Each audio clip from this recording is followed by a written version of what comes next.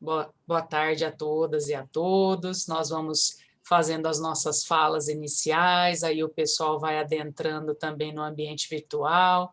É um prazer recebê-los para mais uma palestra aqui da nossa subseção, hoje da Comissão de Direito Sistêmico.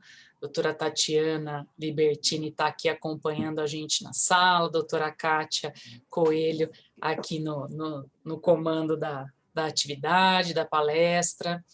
Quero agradecer a vocês todos de comissões que exercem um trabalho voluntário, que se dedicam aí aos mais diversos temas, né? Eu sempre tenho feito essa referência de que realmente vocês são muito importantes para a subseção, porque com certeza nós da diretoria não conseguiríamos realizar a quantidade de eventos que a gente realiza se não fosse por ter a companhia de vocês, por ter o trabalho dividido e compartilhado com vocês. Então, gostaria de agradecer imensamente, em nome de toda a nossa diretoria da OAB Campinas, a presença de vocês, a participação, a realização de eventos e a busca, né, por profissionais que são engajados, que são competentes aí para tratar dos mais diversos temas.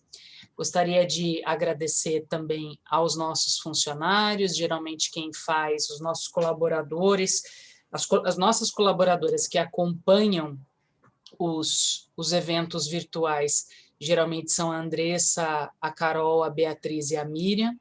Então, agradecer a vocês, meninas, por toda a dedicação, por todo o auxílio.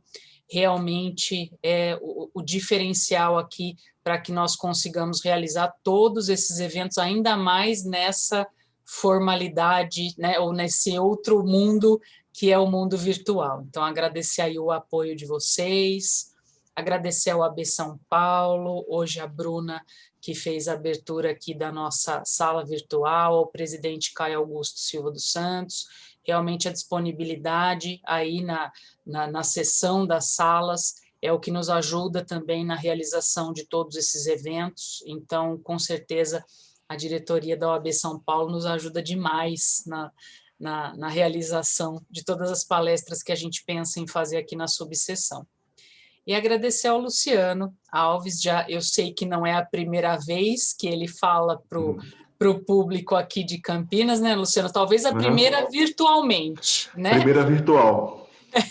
Não é a primeira ocasião, ele já veio aqui, sempre muito prestativo, atendendo aí aos convites do pessoal da comissão. Então, agradecer a você a sua disponibilidade de atender aí a nossa subseção e a realização de mais um evento, né? Hoje, em especial, falando aí a respeito da saúde e da advocacia, né?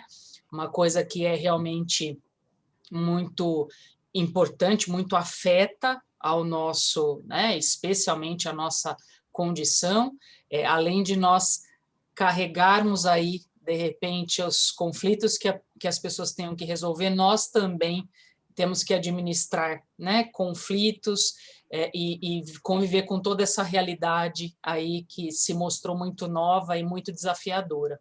Então, com certeza, vai ser aí muito proveitoso a gente falar sobre esse tema, te ouvir mais uma vez com muita propriedade a respeito de todas essas discussões. Então, vou passar a palavra à doutora Kátia Coelho para que dê seguimento aos trabalhos. Olá, boa tarde a todos. Eu quero agradecer à OAB São Paulo, né? Quero agradecer ao OAB Campinas, aí na presença do doutor Daniel Blickstein, toda a diretoria, enfim, toda a diretoria, todos os funcionários da OAB, em especial as meninas, a Andressa, a Carol, a Bruna hoje, a Miriam, enfim, todas vocês. Quero agradecer a Comissão de Direito Sistêmico, na pessoa da presidente, a doutora Tatiana Libertini. Eu quero agradecer também todos os membros que estão aqui presentes da comissão, não só dessa comissão, das demais comissões. Temos também muitos colegas, conciliadores, mediadores, facilitadores, enfim, sejam todos muito bem-vindos. E quero agradecer em especial ao Luciano Alves, aqui, né? Neuropsicólogo, que está conosco, que já esteve conosco em outras oportunidades, que antes da pandemia, estava aí correndo mais de 50 OABs em todo o território nacional. Eu vou começar, antes de entrar no tema, vou falar um pouquinho do currículo dele, né, para que possamos entender hoje, antes de falar da saúde e da advocacia. Luciano Alves, ele é um neuropsicólogo, constelador, master coach, palestrante, especialista em programação neurolinguística, pesquisador, especialista em fisiognomia, leitura corporal sobre a perspectiva sistêmica, fundador do Instituto ILA, criador do método PSPI, fundador e professor do curso internacional de formação de consteladores e também da pós-graduação em constelações sistêmicas. E hoje, como já falamos, vamos tratar de um assunto que vem, assim, que desde sempre perturba um pouco, né, a advocacia, que é como lidar com esse peso, né? Muitos aqui, eu até comentei que hoje eu recebi muitas mensagens aqui pelo direct, né? Vários colegas perguntando como eu estou cansada, é muito peso, estou cansada de... agora os cartorários são tudo via e-mail, está demorando demais, essas audiências, os juízes, muitos magistrados aproveitaram o momento da pandemia, colocaram um sistema novo, né, que é esse online, e apresentaram algumas falhas, enfim, tem trazido inúmeras consequências e mais dificuldades para a classe, né? E muitos colegas também relataram situações já de vontade de desistências, né, da profissão, outro de cansaço, outros reclamam que estão justamente na profissão ainda pelo sustento. E aí, Luciano, eu gostaria de ouvir de você, que trabalha, né, com pensamento sistêmico, que já foi psicólogo também da vara da infância, que tem toda uma trajetória grande, né, que conhece o conflito, as dinâmicas dos conflitos. O que você diz? De que posição o advogado está? O que traz a doença? Como que esse profissional... E aqui eu não vou falar tão somente dos profissionais, dos advogados, porque muitos advogados são também conciliadores, mediadores, facilitadores. Então, desta posição, o que causa tanto esse peso, né, para estes profissionais e de que posição muitos adoecem? Antes de responder sua pergunta, que é uma pergunta que vai demorar 2, 3 horas para ser respondida, tá? Ela tem um vasto campo de possibilidades de informações que podem ser trazidas, mas a gente vai tentar, de alguma forma, compactar o máximo para que a gente possa aproveitar bastante o time. Mas quero agradecer a Comissão de Direito Sistêmico, a doutora Tatiana, a doutora Marisa, a doutora Kátia, a OAB de Subseção de Campinas, pelo convite incrível. É um tema que não perde, está sempre atualizado, é sempre em vogue, né? Porque quando a gente fala de saúde é algo super importante. E quando a gente fala em saúde dentro do pensamento sistêmico, a gente vê que a procura por exemplo, temáticas, workshops, cursos para relacionamento afetivo, ela é muito maior do que a busca por temas por saúde. Porque as pessoas, elas têm um movimento muito interessante, que elas não pensam no movimento não pensam na morte. A gente não pensa na morte, né? A morte é algo que a gente simplesmente coloca na caixinha. E quando eu falo morte, eu estou falando de mortes também simbólicas, são mortes de desistência da profissão, dificuldades em diversas partes das nossas relações, a perda de um ente querido, seja lá o que for. Todo esse processo ele envolve lutos, né? E a gente está falando desse campo de vida e morte, né? O próprio pensamento sistêmico, dentro do campo da leitura que ele faz, é um ping-pong entre pulsão de vida e pulsão de morte, entre boa consciência e má consciência, né? Esse movimento que faz com que a gente seja sempre em busca de algo, ou na direção da morte, ou na direção da vida.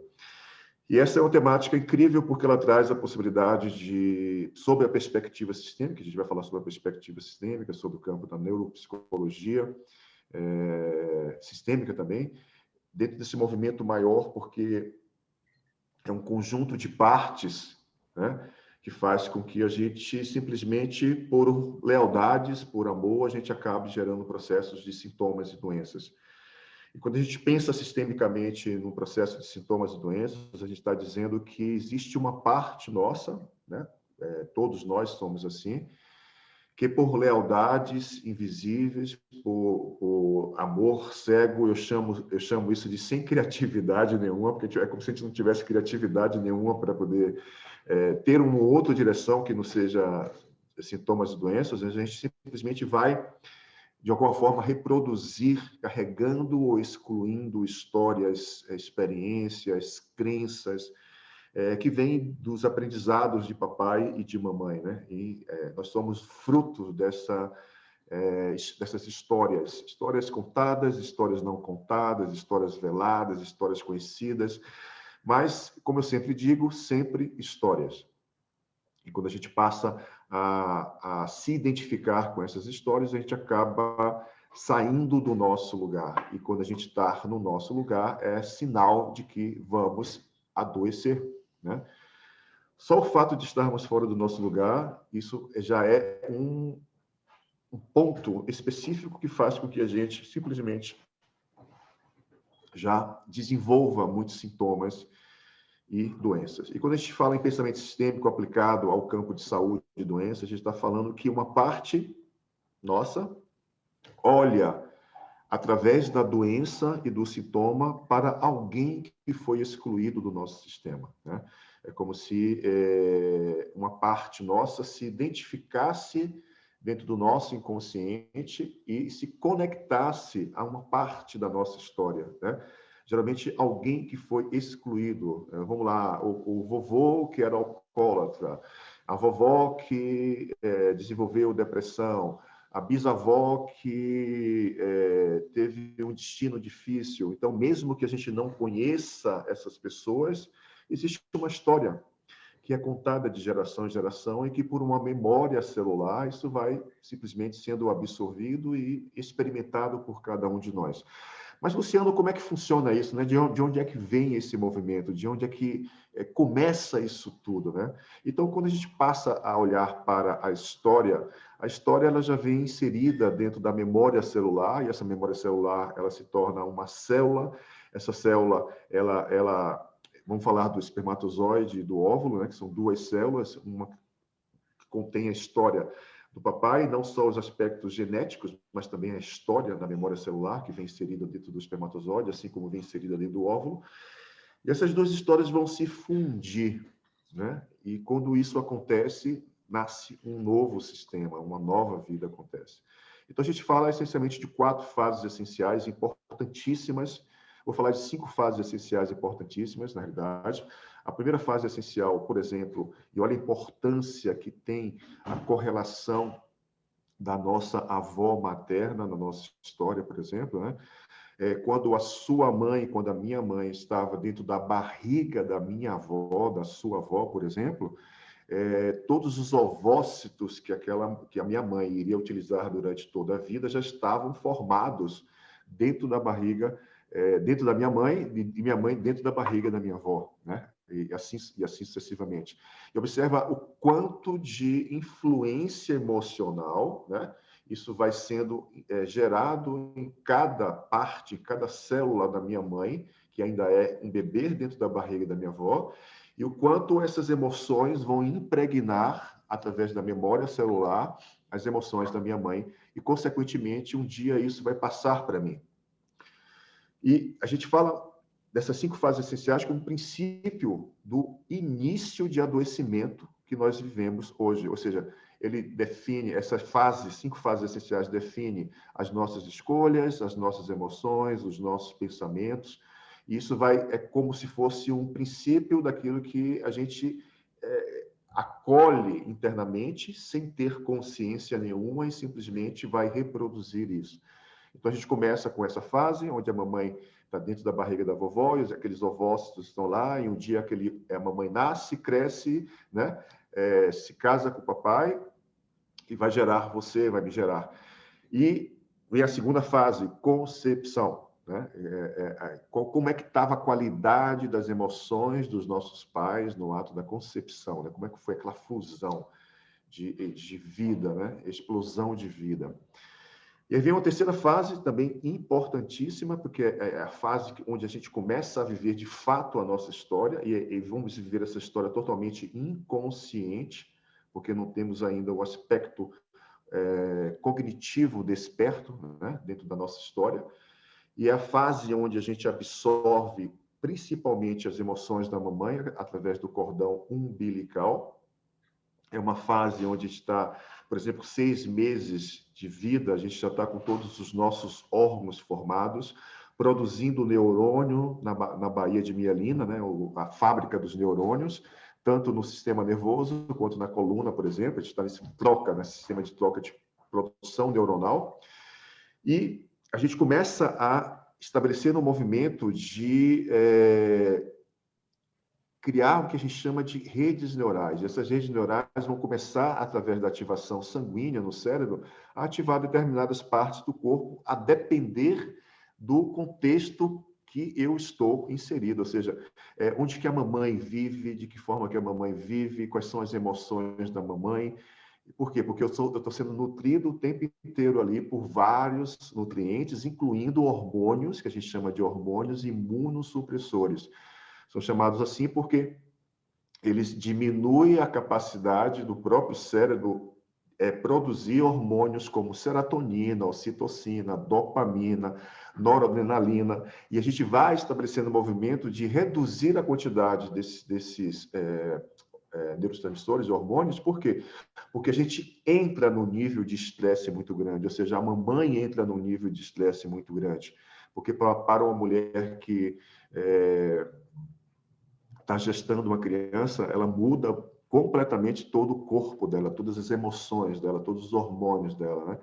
E aí é uma mamãe que já está lá com 2, 3, 4, 5 filhos, né? E ela está dizendo internamente assim, sem ter consciência, tipo, mais um filho, né? Ou mais um filho desse homem, ou você chegou numa hora errada, ou porque eu agora que eu ia ascender profissionalmente, você veio de surpresa, eu sinto que eu não tô bem. Então, todo esse processo da terceira fase, que é a fase gestacional, isso vai potencializando mais estresse. E aí tem uma partezinha do cérebro que está no tálamo, que se chama amígdala. E a amígdala é a fábrica de cortisol e adrenalina, né? Que são os hormônios imunossupressores que a gente vai bombardear na corrente sanguínea e vai gerar um nível de estresse. O que quer dizer, Luciano? Mamãe estressada, consequentemente, bebê estressado. E olha a memória celular que você já vai desenvolvendo desde pequenininho e vai estabelecendo um movimento de estresse. E aí vem uma quarta fase essencial, que é a forma como a gente nasce. Como é que foi seu nascimento, né? De que forma foi que você nasceu? Foi tranquilo? Gerou dor na mamãe? Ou demorou muito nascer? Você nasceu feito quiabo, né? Sabe? Foi cesárea, foi natural, foi a fórceps, né? De que forma que você nasceu, de que forma que você veio para o mundo. Olha só, 4 fases essenciais. E aí depois vem a quinta fase essencial, que tem a ver com a nossa primeira infância. Ou seja, eu tenho o que é básico e primário, que é a influência, né, da história da concepção através das 2 células, e a minha história gestacional e a minha história no nascimento. E aí eu vou começar os primeiros movimentos de socialização primária, né? E lá com 3 anos eu começo a socializar, a brincar. Um dos primeiros lutos que a gente tem de rompimento com o cordão umbilical da mamãe, né? É quando a gente começa a estabelecer esse processo de dizer, caramba, como se a criança dissesse assim, eu saí de dentro da mamãe, eu sou um pedaço da mamãe e eu estou crescendo, né? Só que todo esse processo da memória, das experiências que a gente vai vivendo, principalmente na primeira infância, de 0 a 7 anos, mais ou menos, ela não tem nenhum tipo de consciência, ou seja, o meu cérebro, a parte que tem a ver com cognição, ou seja, compreensão da experiência, não está desenvolvido. Estou falando do córtex, estou falando do neocórtex, estou falando de aspectos mais que me trazem o senso de direcionamento, de discernimento do que é certo, do que é errado, do que é bom, do que é ruim. E simplesmente o meu cérebro está conectado a essas experiências, porque é um sistema reptiliano, é um sistema do cerebelo, né? É um sistema mamífero que tem a ver com sobrevivência. Então, a gente está falando de sobrevivência. E, por falar de sobrevivência, a gente está falando de um nível complexo de estresse muito grande. Então, somos, naturalmente, pessoas estressadas desde muito cedo, né? E aí, crescemos, vamos desenvolver muitos outros conhecimentos, o cérebro cognitivo começa a fazer parte do processo, mas a partir da segunda infância, de 7 a 14, depois na terceira infância, 14 a 21, simplesmente, muitas vezes, apagamos a nossa infância ou, na maioria das vezes, não lembramos essencialmente das experiências que geraram traumas na gente, das experiências que geraram dor, das experiências que geraram alegria, muitas vezes, né? Por quê? Por conta dessas identificações que essa criança vai tendo na direção da mamãe, na direção do papai.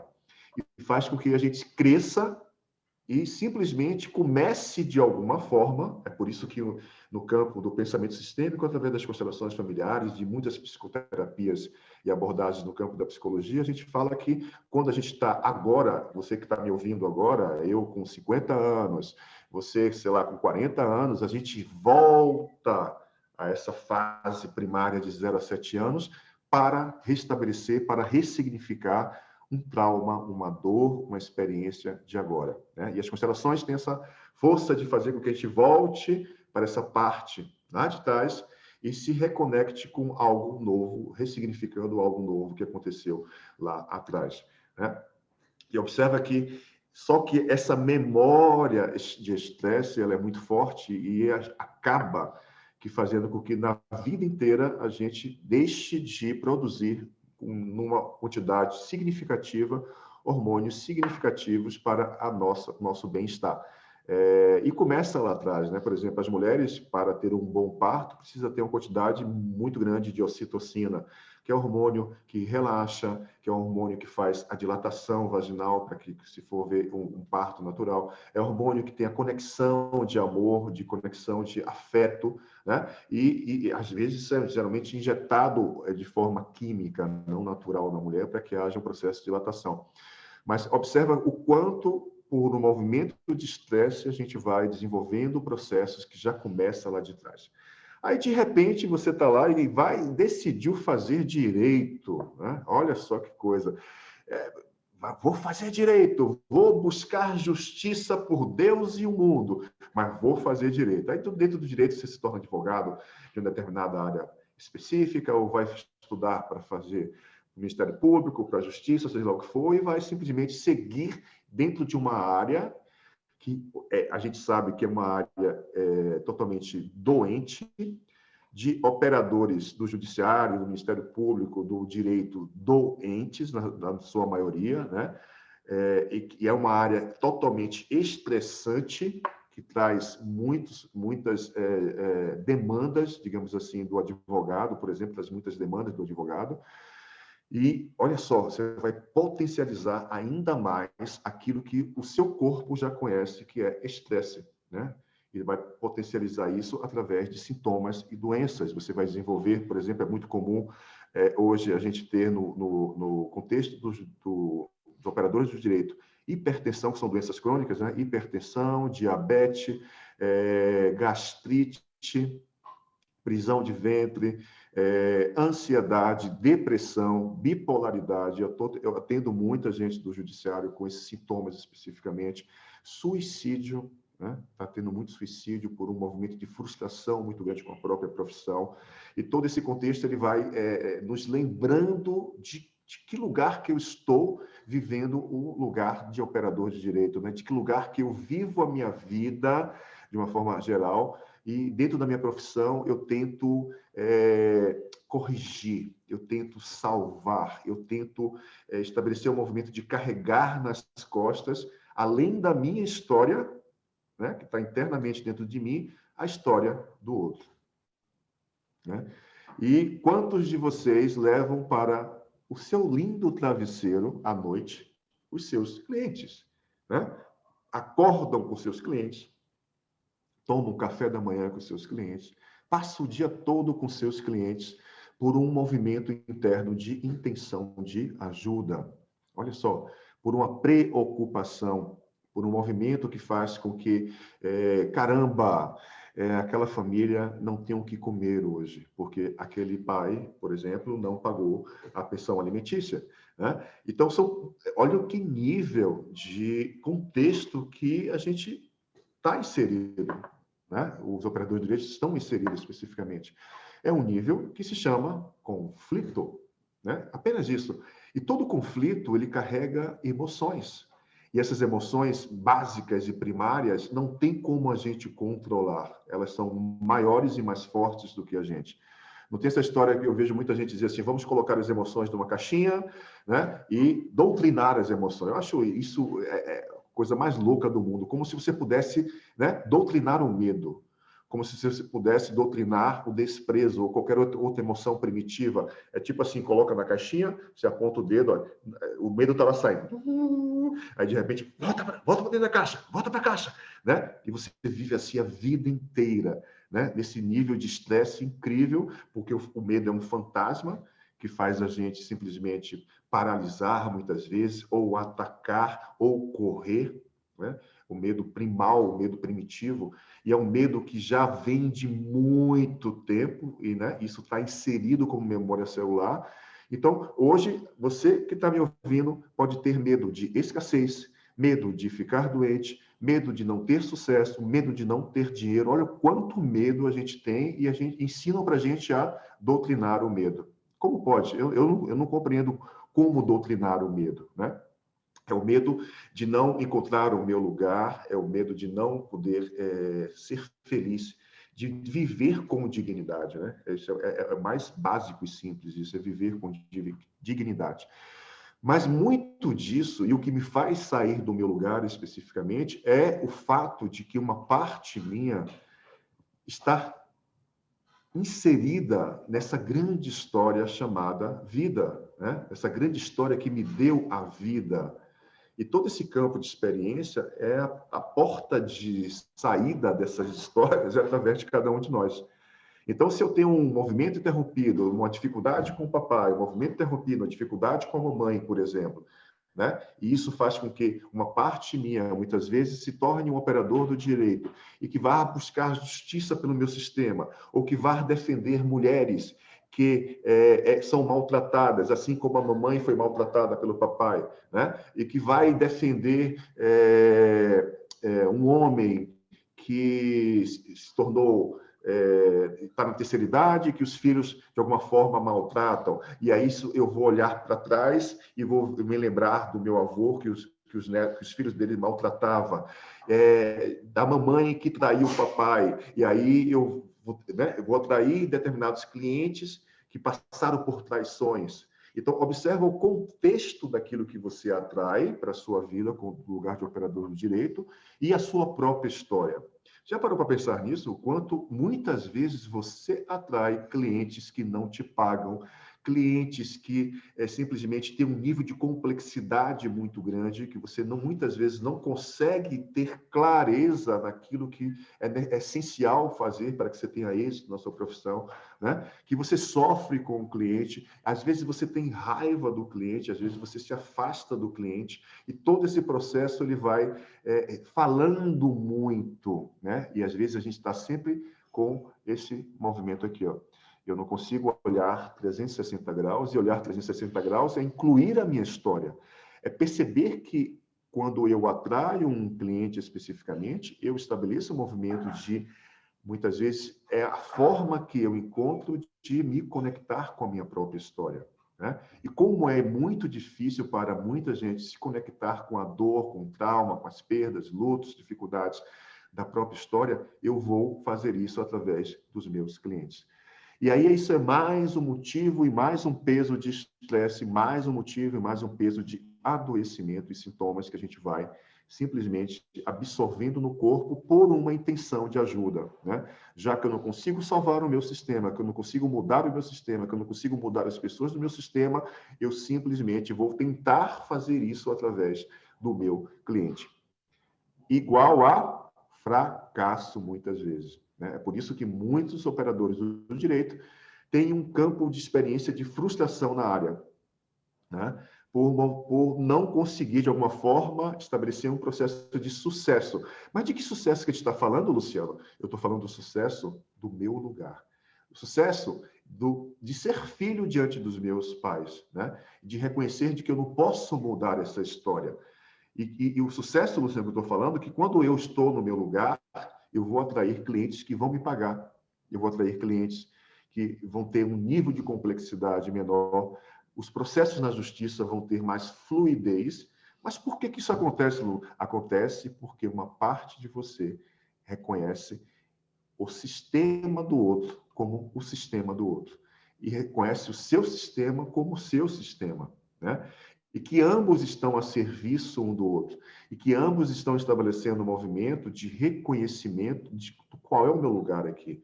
Eu sou operador de direito, eu vou entrar com o seu processo na justiça, eu vou defender você diante daquilo que são as leis vigentes, né? E vamos fazer o melhor para que isso aconteça. É diferente de eu antes de falar, né? Antes de acontecer tudo isso, eu dizer, por exemplo, eu vou salvar o meu sistema através de você, eu vou, consequentemente, salvar você, eu vou mudar você, eu vou, porque eu sou Deus, né? Eu sou a deusa e vou fazer isso de uma forma muito única para que você possa ter o que você quer, né? E a gente sabe que não é assim. A gente sabe que existem movimentos que são mais fortes e que fazem com que a gente simplesmente não consiga ter êxito nesse campo de experiência, por tentativas frustradas de ajudar, né? E cada vez que você ajuda fora do seu lugar, cada vez que você ajuda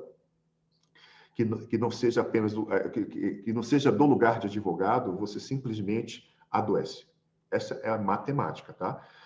E vai ser adoecimento de vários níveis: adoecimento emocional, adoecimento físico, adoecimento das relações, né? São vários os níveis de adoecimento que a gente percebe, e o quanto isso para esse ciclo de possibilidades, parece que virou um ciclo vicioso, né? Porque de cada 10 profissionais da área do direito que eu conheço, vou ser muito sincero a você, 9 estão doentes. 9 estão passando por algum processo de dificuldade na vida pessoal e na vida financeira e na vida afetiva e na vida de saúde, né? Isso tudo para mim é saúde, tudo é saúde, na realidade. E é incrível perceber isso, né? Eu queria compartilhar aqui um caso. Sim, sim, por favor, por favor. Eu acho que elucida o que você está falando. Recentemente eu tive um colega, nós estávamos discutindo uma questão de ética, né? E é um advogado aqui de Campinas, ele é bastante conhecido, ele é assim, bem humanizado, faz uma advocacia linda, linda. E ele estava com um problema com mandado de segurança, né? E o cliente dele é um menor de 8 anos. E ele precisava de um medicamento porque esta criança não tinha outra forma senão dependendo daquele medicamento, né? E assim, várias situações que nós conversamos, ele estava ali reclamando deste caso, estava pesado. Até que um dia, numa sexta-feira à noite, nós estávamos conversando e ele trouxe este caso novamente, né? Então, ele estava ali numa posição, ele é pai, tem 2 filhos, e esse menino pequeno, e o Estado demorando demais. Os juízes estavam demorando demais, porque é um medicamento que é de alto valor, mas o Estado, na Constituição, garante, né, que a pessoa tem direito, que o menor tem direito. E ele recorreu, utilizou de todos os recursos. E demorava, mudou de prefeito, enfim, ele não conseguia. Isso trouxe um nível de um esgotamento mental. Ele já estava preparando uma série de recursos. E aí eu perguntei, né, conversando com ele de que posição ele estava falando, o que ele queria salvar ali, qual era a dor dele. Aí ele se colocou que ele teve um problema também no passado, né? Que ele passou uma necessidade, enfim. São situações que o profissional ele está ali identificado, emaranhado com o problema do cliente, né? E você vê que ele tem toda uma técnica processual, todos os recursos, e estava ali realmente pesado demais, porque a posição que ele estava era de realmente salvador daquela criança. Ele saiu da posição de um advogado, de um facilitador que olha, que utiliza de todas as técnicas, e ele mesmo reconheceu, não é que é uma crítica ao amigo, é porque é difícil para o profissional de direito também lidar com pessoas com destinos difíceis. E a gente sabe que o menor não vai andar, que já tem uma série de limitações, que a vida é difícil, e ele estava ali numa situação e ele estava adoecendo, ele estava passando mal. Então a gente conversou, ele ampliou também o nível de consciência, ele falou assim, nossa, depois que eu conversei com você, e você vê que às vezes é só um simples olhar, um toque, mas espera aí, ele mesmo falou, vou mudar aqui a minha petição, porque ela está muito carregada, está com muitos sentimentos, eu estou usando a técnica, de repente está muito emocional, eu preciso realmente voltar. E quem trabalha com pensamento sistêmico, né, seja dentro da área do direito ou em qualquer outra, sabe que quando você sai dessa sua posição, você perde a força. E o outro também perde a força, porque aquela criança também tem um pai, né? E ali ele tem que entregar, ele utilizou de toda a técnica jurídica, e isso também é pesado para o profissional do direito. Por quê? Porque ele utiliza de todas as técnicas, e são questões emocionais. Né? São questões que trazem um condão emocional muito grande. E existem situações também que o advogado está numa outra postura, de vingador, né? Ele está querendo fazer a justiça porque também traz coisas do sistema dele que ele enxerga, se identifica, fica emaranhado, e também trazem essas situações. Então, basicamente, essas situações, seja como salvador, seja como vingador, elas adoecem, são pesadas, tiram o profissional do lugar. Você comentou que muitos acabam desenvolvendo esses problemas de depressão, de patologias, de gastro, né? Quais são outras doenças? Quais são outras doenças que você tem visto muito acometendo e é sempre nessa posição de não estar na posição? Né? Sempre de não estar na posição. Esse é um exemplo muito legal que você está trazendo, porque na psicologia a gente fala muito dos processos de projeções. E é muito comum que na vida prática a gente cresce e vai simplesmente tentar resolver algo que já passou, por exemplo, né? Ou seja, ele teve uma infância difícil e quando ele olha para essa criança que ele está defendendo, ele vai projetar, isso é projeção, projetar a dor da criança dele naquela criança, né? E aí a gente não se dá por conta, muitas vezes, que a gente faz isso diariamente, mas eu como terapeuta, psicoterapeuta, você como operador do direito, que a gente faz isso muitas vezes, né? Ou seja, a gente pega a nossa história, que já passou, né? Mas que está viva de alguma forma dentro de cada um de nós, e estabelece esse princípio de, através do nosso cliente, tentar relembrar a nossa história, viver a nossa história, salvar algo que não foi possível salvar, né? E isso é gerador de sintomas e doenças. A gente está falando aqui, dentro desse contexto, aspectos de fibromialgia, ciático, osteopenia, são doenças autoimunes, né? Doenças autoimunes estão doenças da pele, os celíacos, né? que é gestão de trigo, tudo isso gerando uma disfunção, porque toda doença ela é um aspecto emocional, ou seja, vem através de uma emoção, né? E essa emoção ela vai estabelecer uma informação no corpo quando a gente não olha para isso. Quando a gente estabelece esse princípio de não olhar para essas emoções, a gente vai desencadear sintomas de doenças. Então, dentro do pensamento sistêmico, por exemplo, a gente fala que boa parte das doenças relacionadas à cabeça, nesse sistema cabeça, está muito conectada à forma como nós nos relacionamos com o nosso pai, né? O pai biológico. Do ato de mastigar ao ato de evacuar, como nós nos relacionamos Tô com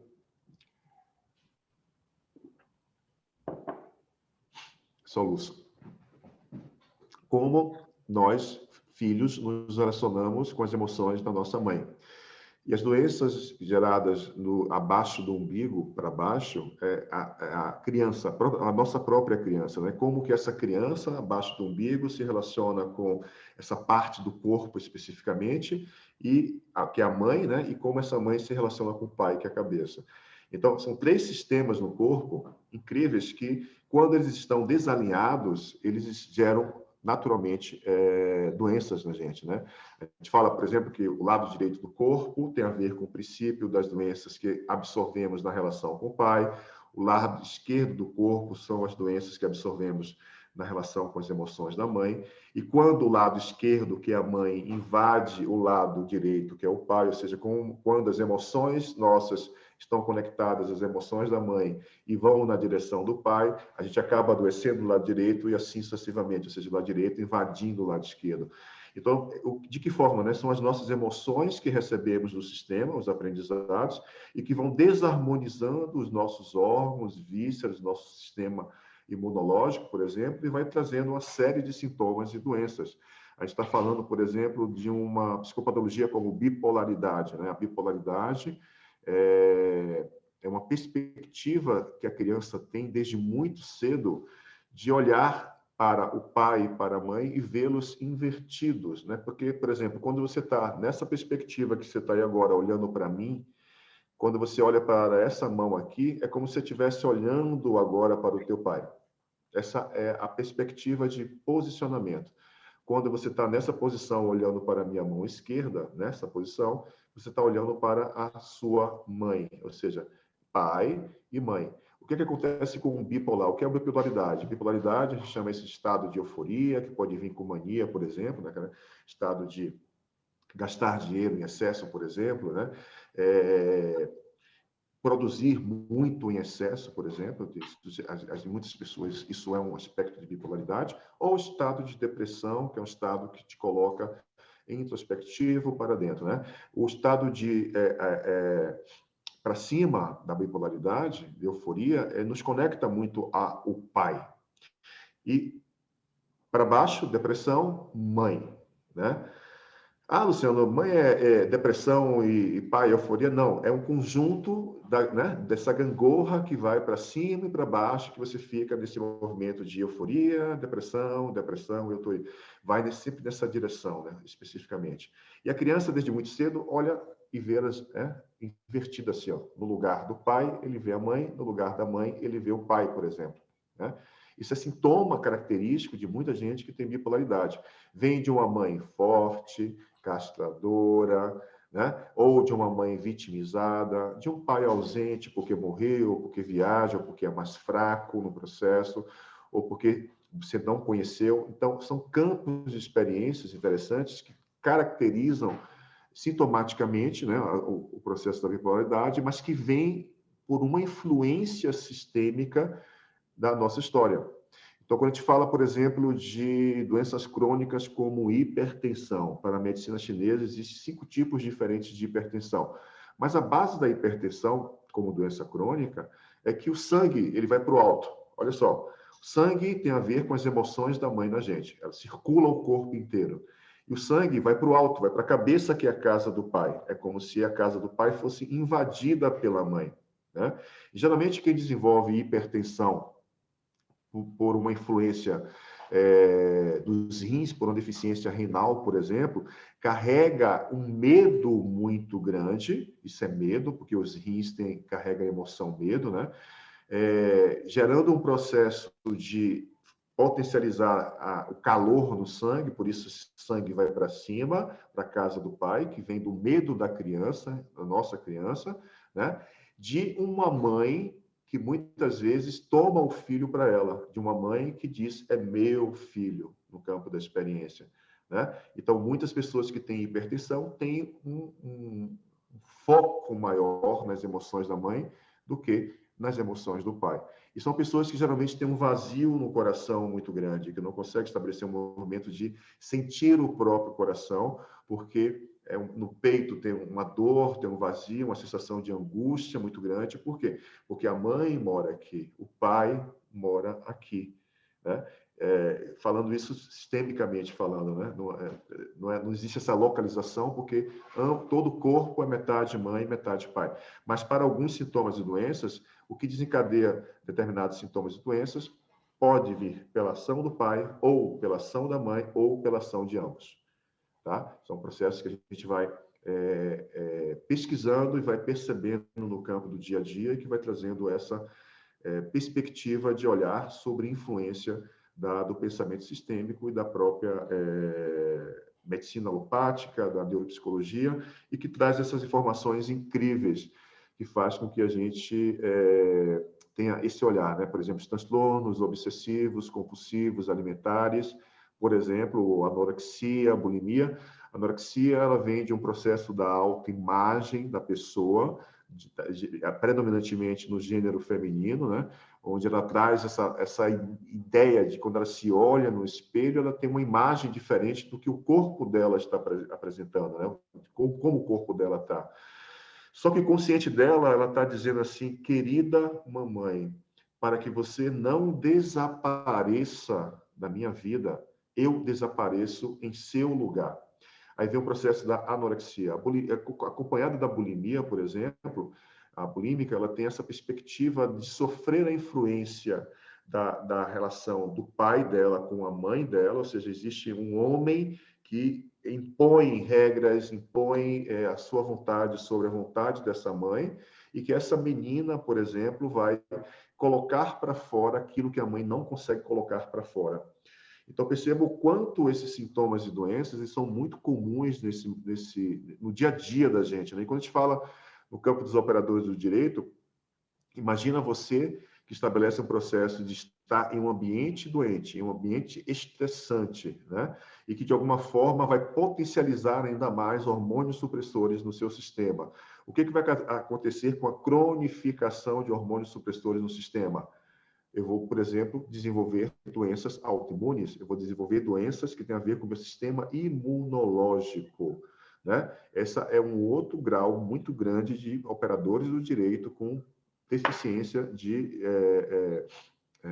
vitaminas, sais minerais, neurotransmissores, por conta de excesso de hormônios que geram estresse na gente.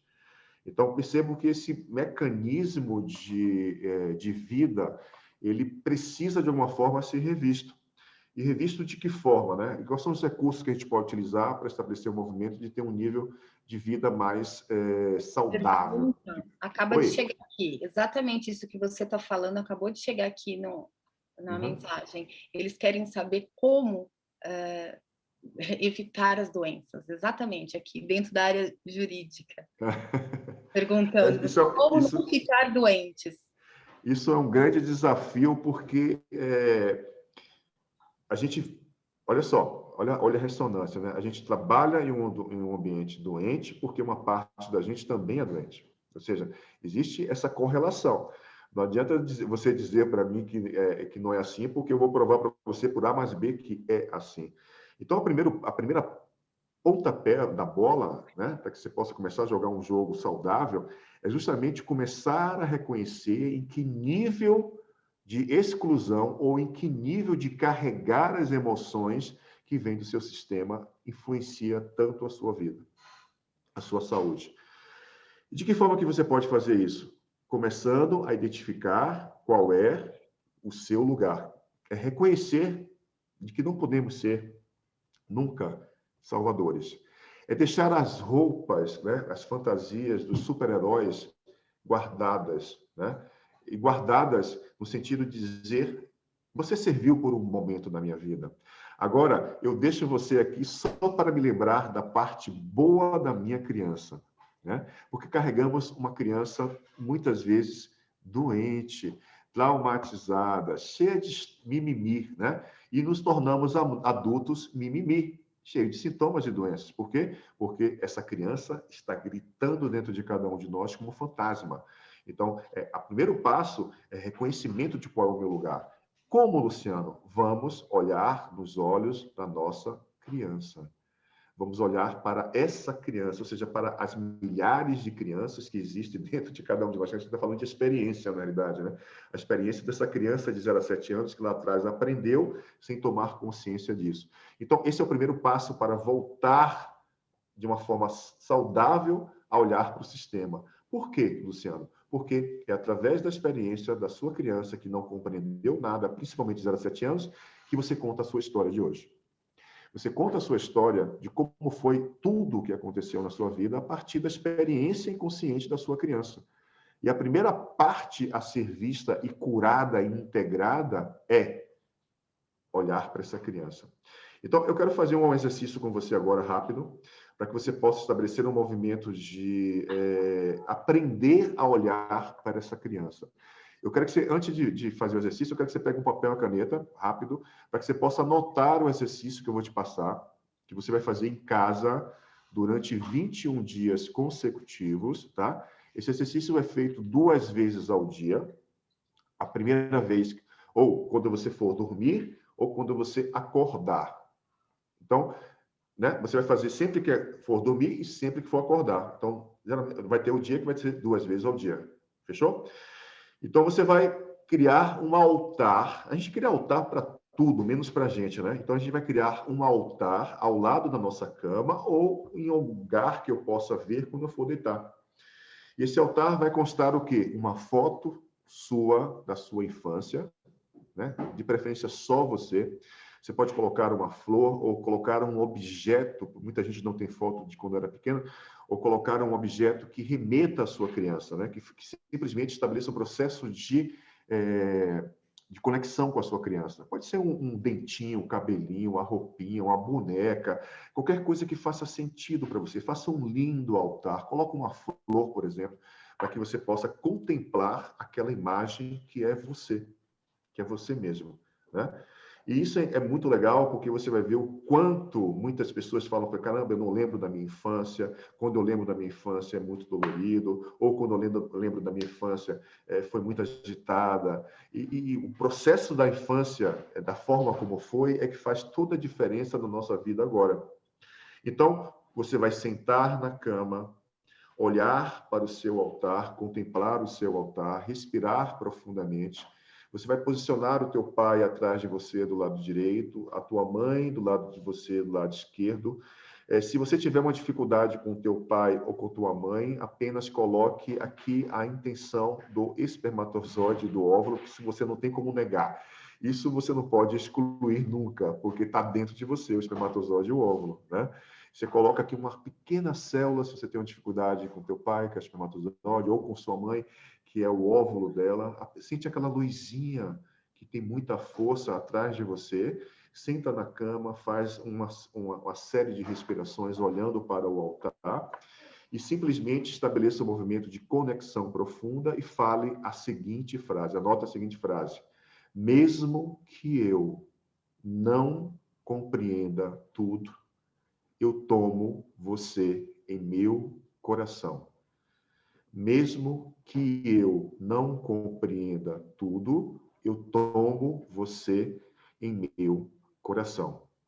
Essa é uma frase sistêmica simples, de conexão com a tua criança. É como se você pudesse reaprender a olhar para a história, reintegrando essa criança, que muitas vezes a gente exclui. E exclui por quê, Luciano? Porque olhar para a infância, muitas vezes, dói.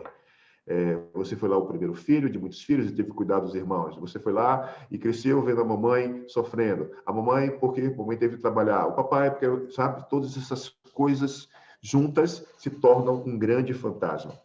E aí a gente vai esquecendo, simplesmente esquecendo. A gente já tem aquela parte de 0 a 7 anos que a gente não tem consciência, que aquilo fica simplesmente impregnado dentro da gente, mas a gente não consegue dar nomes para aquilo, porque está tão forte, tão dentro da gente, que a gente não consegue dar nomes. A gente vai viver isso como? Nas nossas relações, na nossa profissão, com o nosso cliente. Então, esse exercício é simples, muito simples, né? Sentou, respirou, conectou com as célulazinhas de papai e mamãe, olhou para o altar e falou a frase sistêmica. Agradece do seu jeito, da sua forma, levanta e vai beber um copo com água. Tá? E vou te ensinar outro exercício, que é um exercício simples também. Você vai colocar o que a gente chama de âncora, que pode ser qualquer coisa que você se lembre toda vez que você olhar para o seu pulso, ou para um anel diferente, ou uma fita vermelha, ou lembretes que você pode colocar no parasol do carro, no vidro do carro, no seu escritório, na sua casa, é onde você vai escrever a palavra criança. Só isso. Né? Colocou uma fitinha vermelha, aquela fitinha vermelha representa criança. E toda vez que você olhar para a frase criança, ou para a fitinha, ou para um anel, qualquer coisa que você coloque como intenção para que você lembre da sua criança, você vai parar um pouco rápido e vai se dar um abraço. É como se você pudesse colocar a sua criança no seu peito e abraçar ela. Rápido, isso é coisa rápida. É coisa que as pessoas, tá louco, tá abraçando só. Não, estou abraçando só. Eu estou só me amando nesse momento, né? Então, abraça essa criança de uma forma única. Essa é a única forma da gente melhorar significativamente as nossas emoções. Não tem, olha só, não tem. Você vai mudar tua mãe? Não vai. Vai mudar teu pai? Não vai. Vai mudar a tua história? Não vai. Então, a única pessoa que você pode mudar é você. E começa por onde, doutor Luciano? Ama a você mesmo. Ama a sua história através da sua criança. Ok? Então, a Kátia vai ficar aí. Qualquer dúvida que vocês tiverem, você manda a mensagem para ela, que ela explica depois como é que funciona tudo que eu falei. Agora, larga papel, larga caneta, encosta na cadeira de uma forma confortável, para que você possa gerar um movimento de relaxar o teu corpo agora, tá? Eu quero que você relaxe através da respiração, distensionando cabeça, ombros, braços, pernas, de uma forma geral. E você vai simplesmente sentar e respirar nesse exato momento, de preferência de olhos fechados, para que você possa ter um nível de concentração interna. Então, respira profundamente.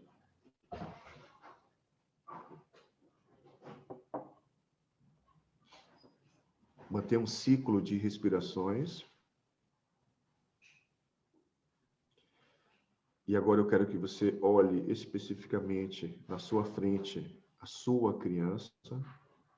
Olha para ela de olhos fechados, pode ser de olhos fechados ou abertos, tá? Em qualquer idade, em qualquer circunstância, em qualquer momento, que você possa estar conectado com a sua criança agora. Essa criança, ela pode estar sorrindo, ela pode estar triste, ela pode estar limpa, ela pode estar suja, ela pode estar brincando, ela pode estar em qualquer movimento agora. Apenas respire profundamente e contemple essa imagem dentro de você. E seja, inclusive, uma imagem que não seja boa, está tudo bem. Apenas olha para essa imagem. Apenas perceba como é olhar para a sua criança. E pode vir várias memórias, várias informações, várias emoções. Não importa o que venha agora, simplesmente se conecte com essa força que tem a ver com a sua história da sua criança. E peça amorosamente para que essa criança pare de fazer o que está fazendo agora e que olhe nos seus olhos. Então, conecta com a sua criança através do olhar. Perceba como é que está a fisionomia da sua criança. Ela está triste? Ela está alegre? Como que ela está se sentindo? Como que você percebe ela? Apenas perceba. E quando você olha para a sua criança, o que você sente em você? Saudades? Raiva? Medo? Alegria? Tristeza? O que você sente? Seja honesto com você agora. E diga, eu sinto tristeza, eu sinto alegria, eu sinto raiva, eu sinto amor quando olho para a minha criança. E qualquer sentimento que seja, acolha.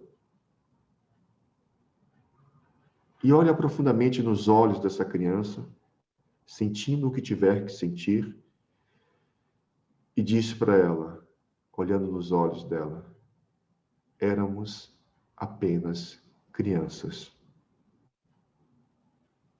E não compreendíamos o que estava acontecendo. Respira e repete. Éramos apenas crianças.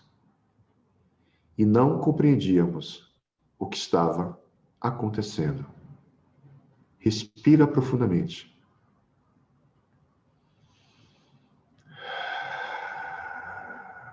E repete comigo. Só queríamos um pai e uma mãe que pudesse nos dar atenção e amor. E olha nos olhos dessa criança e sinta como foi comunicar para a sua criança essa necessidade, esse sentimento de dizer para ela, só precisávamos, só queríamos um pai e uma mãe que pudéssemos nos dar amor e atenção. Deixe essa criança vir correndo na sua direção. Deixe essa criança subir no teu colo. E com as suas mãos, abrace-se e coloca a cabeça dessa criança no teu coração. E deixa você mesma, pequenininha, linda, lindo, sentindo a batida do seu coração. Respira junto com essa criança. Traz essa força que tem a ver com superação, sucesso, prosperidade, alegria, saúde. Quando integramos com amor e respeito a nossa criança, assim como foi a nossa história, ficamos em paz. E diga para essa criança: eu te tomo em meu coração, assim como foi a nossa história. Mesmo que a gente não tenha tido o amor que queríamos, eu te tomo em meu coração, assim como foi a nossa história. E respire profundamente, relaxando o seu corpo, tomando essa criança, tomando a história através dessa criança, para que você possa estabelecer um movimento de começar a estabelecer um processo de mudança, de ressignificar uma parte da sua história. E a sua história é contada através da sua criança. E diga para ela: vamos, a partir de agora, contar novas histórias. Eu e você vamos contar novas histórias. Toma essa força, integrando dentro de você. É como se fosse uma homeopatia. Por isso, lembrar da nossa criança todos os dias, mesmo que essa criança ainda esteja chorando, dolorida, não importa.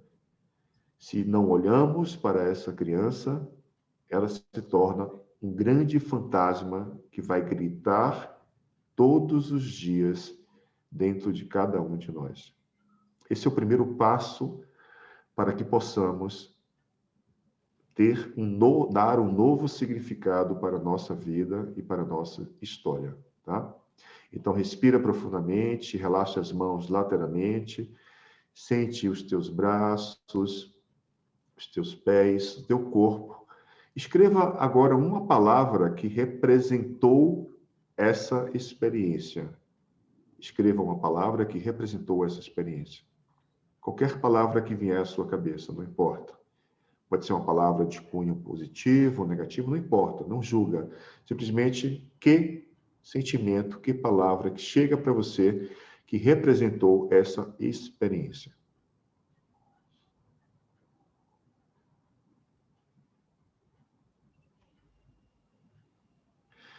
Eu não sei como vocês estão do outro lado, mas toda vez que eu faço esse exercício, eu sinto uma força muito grande, né? Que é uma oportunidade que eu tenho de me reconectar comigo mesmo e com a minha história. E esse exercício é um exercício simples, que você pode fazer também como um terceiro exercício, né? O primeiro foi estabelecer esse processo de conexão com a sua criança através da respiração, acalmando seus pais atrás de você e estabelecendo um movimento de conectar com o altar que você vai fazer. O outro exercício tem a ver com o princípio de você colocar uma fita, papéis espalhados por toda a casa, carro, escritório, criança, para que você possa entrar em contato e não esquecer que você está em um processo de olhar para uma parte daquilo que você muitas vezes excluiu por dor, por experiências difíceis. E esse terceiro exercício que é justamente sentar, respirar, visualizar a sua criança fazendo o que tiver que fazer, depois chama a atenção dela, olha nos olhos dela e começa a ter um diálogo entre você e a sua criança. Eu faço isso quase que diariamente, não só esse exercício, mas muitos outros exercícios, porque isso vai gerar um nível de fortalecimento. E não tem melhor forma de criar autoimunidade para as angústias, sintomas e doenças do que iniciarmos o processo de cuidado com a nossa criança ferida internamente. Esse é o primeiro passo, né? Existem outros passos gradativos que a gente vai aprendendo, e não é só esse aspecto psicoemocional, né? A gente está falando de boa alimentação, práticas de exercício, todo um contexto que vem junto com esse movimento, né? Mas a força vem quando eu olho para a minha criança. E quando eu olho para a minha criança, fica mais fácil olhar para a minha história. E quando eu olho para a minha história do lugar de criança, eu sou apenas uma parte da história. Eu não sou toda a história, né? Eu estou em meu lugar. E quando eu estou em meu lugar, a vida flui. Porque tem uma máxima que diz assim: quando eu olho para os meus pais e para a minha história com julgamento, por exemplo, com críticas, com queixas, com qualquer sentimento que traga uma memória que não seja boa, a vida lá fora, ou seja, o judiciário, a minha profissão, os meus clientes, muitas vezes vão me tratar da mesma forma que eu me relaciono com o meu sistema. Então, à medida que eu vou encontrando meu lugar e que eu vou me relacionando de uma forma saudável com o meu sistema, naturalmente, a vida vai ser saudável para mim. Essa é uma troca equilibrada e justa que a gente vai simplesmente construindo e aprendendo nosso dia a dia, ok? Por quê? Porque isso vai gerando um movimento de fazer com que a gente possa tomar a história de forma homeopática. Não tome a história de vez para não morrer engasgado. E dizer que tio Luciano falou que era para poder tomar a história de vez, e ele tomou a história de vez, teve uma parada cardíaca e foi visitar São Pedro. Não, toma de forma homeopática. E o que quer tomar de forma homeopática? É conquistar o seu lugar a cada dia. Não querer mudar o teu pai, não querer mudar a tua mãe, não querer mudar o que aconteceu lá atrás. Você só pode mudar agora, daqui para frente. E quando você estabelece esse posicionamento, que é uma postura sistêmica, inclusive, essa postura sistêmica é a garantia de você ter uma qualificação dentro dessa perspectiva de estar do lugar de operador do direito de forma saudável, né? Através da postura sistêmica, ou seja, da autopostura sistêmica, do reconhecimento da minha história, consequentemente, eu consigo ter um nível de saúde na minha prática profissional. Lindo e maravilhoso. Olha, eu estou aqui. Bom, simplesmente extraordinária a sua exposição, toda a sua fala. estava aqui anotando tudo resumidamente, né? Nós passamos por toda a explicação das fases, das 5 fases, desde lá da mãe, desde o momento da concepção até a primeira, segunda, terceira fase aí da primeira, segunda, terceira infância. Você fez toda a explicação da razão de ter conhecido, de ter escolhido a profissão do direito, de todo operador de direito, e quão é doente essa área e quanto a gente está ressoando com isso, né, essa necessidade. Explicou sobre a posição do facilitador, os limites da importância de não ser salvador, de saber qual a posição que você está ocupando ali. Lembrando que é um advogado facilitador, ou seja, um advogado que vai ajudar o cliente a construir a solução do caso, vai dar as condições técnicas e não vai salvar e não vai decidir pelo cliente. Essa grande importância de permanecer, de estar e permanecer conectado ao seu trabalho, né? É reconhecer que o cliente tem um destino dele, né? Ele tem um destino. Exatamente. E é único. E esse respeito, quando a gente consegue respeitar o destino do cliente, é a pílula da qualidade daquele caso, né? De você com aquele cliente. O reconhecimento te traz paz e te coloca no teu lugar. Você reconhecer o destino do outro.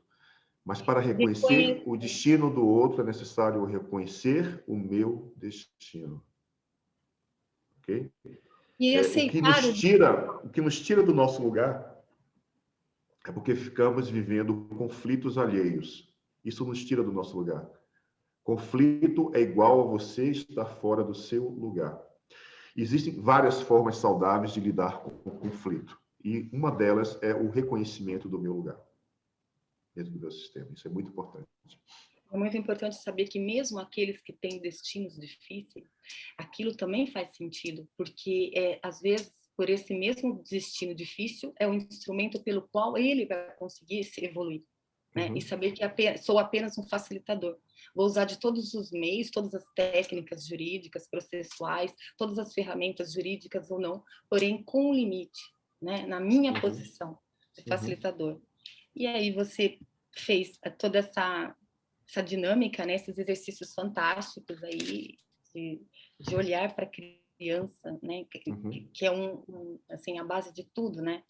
O que não foi suprido nessa fase toda da criança, a criança ferida, a projeção disso para a vida pessoal, vida amorosa, vida profissional, e principalmente essa importância de estar conectada à criança, né?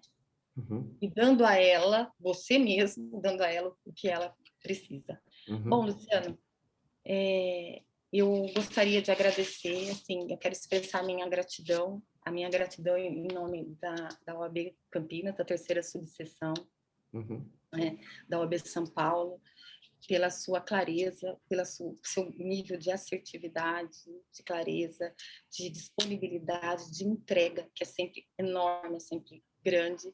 E eu, particularmente, quero agradecer mais uma vez por ter aceito esse convite, né, estar aqui, né, e agradeço também a doutora Tatiana, que é a presidente da comissão, né, e os demais membros. Eu vejo aqui algumas pessoas aqui falando, a Graziela, por exemplo, ela está agradecendo a profundidade das palavras, das dinâmicas, e que você mostrou de forma essencial e simples. Agradece as vivências também, enfim. Todas nós aqui agradecemos, assim, profundamente, e é uma honra ter tido você aqui com a gente, mais uma vez. Não é à toa também que eu tenho, todo mundo sabe aqui, que eu tenho uma grande admiração, e você é meu mestre, né? Inclusive, aí ao longo desses 3 anos, inclusive na minha formação como consteladora. Então, assim, é profunda gratidão.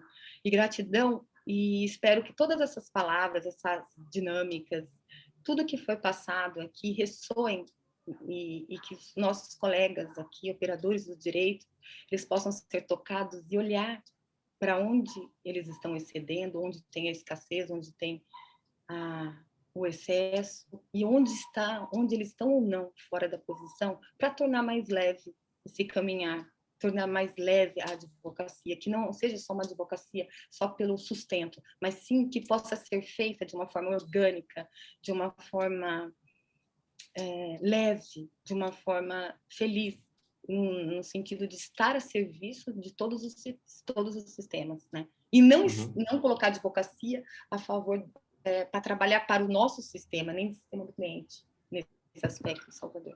Então, gratidão. Você tem uns minutos para falar, para fazer um fechamento. É incrível a sua fala, ela traz essa experiência do seu lugar, isso te deixa forte no sentido daquilo que você está... que você, como operador de direito, vive essa experiência diária na pele, né? E conhece muitos outros colegas que têm essa dificuldade mesmo com o próprio direito, com o próprio corpo, com a própria emoção. Mas eu quero falar para vocês que tem, sim, solução no final do túnel. O essencial, segundo o Bert Helling, que é o pai das constelações, já falava isso, o essencial é simples. Eu sempre me questiono muito, por exemplo, eu sempre brinco, na realidade, questionando que os livros de autoajuda, eles só enriquecem duas pessoas, o autor e a editora, porque traz para a gente fórmulas mágicas, complexas, mas o essencial é simples e começa com a base. E é da base que todo o processo vai se desenvolvendo e vai estabelecendo um bom lugar, né? Mas muitas vezes a gente não tem a capacidade de seguir caminhos mais saudáveis. É natural na vida. A gente vai encontrar conflitos, dificuldades, pessoas que vão tirar a gente do sério, que vão estabelecer movimentos de ações, casos, juízes, promotores que vão... A gente quer voar no pescoço para poder, né, estabelecer um movimento de resolução. Mas o conflito é algo... que não está fora. O conflito não começa fora. O conflito não começa quando o seu cliente chega e traz conflito para você. O conflito não está quando o juiz decide contra você. Não está. O conflito está na sua história, na forma como você vive a sua história. E viver conflito, né, alheio e não ter consciência do seu próprio conflito, isso é igual a sintoma, doença e muitas vezes caixão. É assim que funciona, tá? Esse movimento mesmo da força que traz essa consciência celular, essa consciência corporal para que a vida possa ter uma perspectiva mais leve. Então, o essencial é básico, é simples. Tem uma base, tem uma ordem lógica de prospecção para que você possa ter uma perspectiva totalmente diferente do seu corpo, das suas emoções, da sua saúde, sua doença, dentro da sua prática profissional. Então, imensa gratidão à Comissão de Direito Sistêmico de Campinas, Tatiana, a doutora Tatiana, Marisa, a Kátia Coelho, a todos vocês, a doutora Luciana, vice-presidente da Comissão da OAB de Subseção de Campinas. Dia 7, é dia 7? Isso. Dia 7 de maio, eu vou estar de volta aqui, fazendo uma palestra da mamãe, né? Eu vou ensinar como matar a mamãe, de forma bem simbólica, né? Como matar essa mamãe dentro da gente, mas trazendo bastante exercício e recursos para que você possa olhar para essa parte da história que tem a ver com nutrição, tem a ver com cuidado, tem a ver com olhar, com colocar no colo. Um sucesso profissional. E o quanto ela é uma força para o sucesso profissional, né? O quanto ela é essa essência para que você possa conquistar um lugar na vida, né? Através, por exemplo, da sua profissão. Sucesso profissional, prosperidade, relacionamentos afetivos. Tudo isso tem muito a ver com o que nós vamos abordar dia 7 de maio aqui na subseção de Campinas, tá? É um evento de comemoração do Dia das Mães, para que a gente possa trazer um pouco essa perspectiva lúdica, né, de como ter sucesso sem precisar matar a mamãe, tá? Isso vai ser de uma forma bem prazerosa para que a gente possa trazer esses conhecimentos. Então, gratidão pela oportunidade de poder falar um pouco mais daquilo que, para mim, eu falo com muito amor, com muita propriedade, no sentido de que eu quero que as pessoas, de alguma forma, aprendam aquilo que é essencial, né? Que elas próprias possam pegar com a mão na massa, né, da vida dela e moldar uma nova história, né? Ou seja, que história que nós vamos contar a partir de agora, né?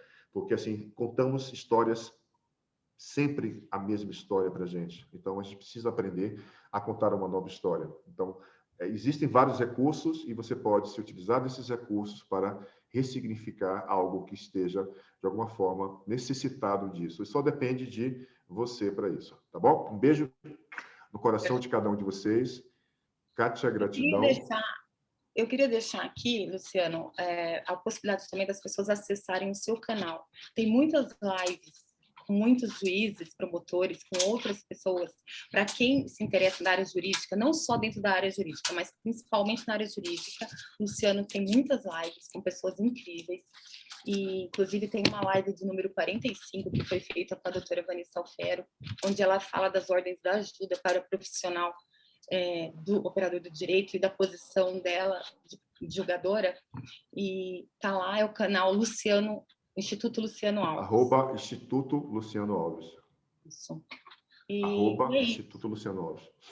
Então tá lá bastante material, bastante contribuições, de forma que a gente consiga ressignificar, refletir, pensar, aprender. E é isso aí. Gratidão. Gratidão a todas. Gratidão, meninas da OAB, Carol, Andressa, Bruna. Gratidão, doutora Tatiana, as meninas daqui. Vejo que a Márcia Dias também. A doutora, todos agradecendo aqui a sua presença. Gratidão, Luciano. Gratidão. Até dia 7. Até breve. Até dia 7. Tchau, tchau. Obrigada. Obrigado a você. Obrigada a todos.